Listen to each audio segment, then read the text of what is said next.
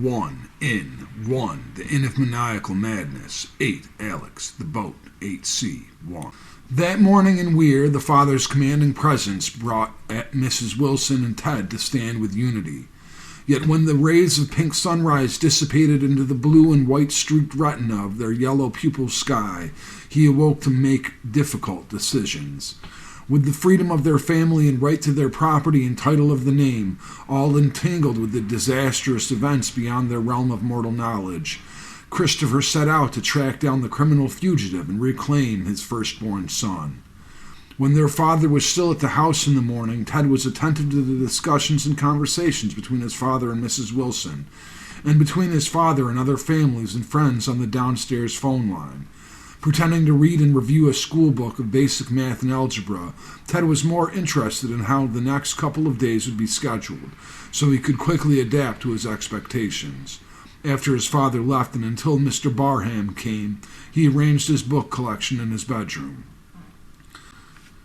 By afternoon, Father had arranged for one of his friends who had retired from a military career to stay with him in the barn loft until Christopher returned from his city office. Father was vigilantly ready to pursue the last week's mayhem suspects, but he would need permission from his superior officers to take a furlough. Former Lieutenant Martin Barham of the United States Army had driven straight up from northern Texas near Houston to their house and arrived before 3 p.m. As soon as the arrangements were made, the father called Concord to meet with the deputy director, who would fly in from Arlington.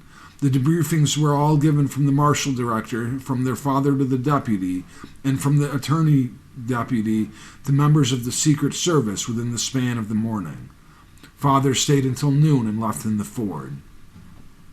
Mr. Barham's arrival hardly adjusted anything for Ted's schedule, and Barham went straight into the barn from his car, dropping his luggage. From the front window of the downstairs study room next to his desk, Ted saw Mr. Barham climb back into his car and pull back out to pick up the babysitter. Ted's early afternoon was spent secretly rummaging through boxes and drawers in his brother's room, looking for Alex's hidden slingshot. When Ted found it behind some books on his shelf, he walked back to his bedroom and stashed it in the sock drawer of his dresser. He planned on retrieving stones from the driveway as soon as he could. Mr. Barham was barely seen after he came back at 4 and stayed most of his time in the barn the first day until supper was served.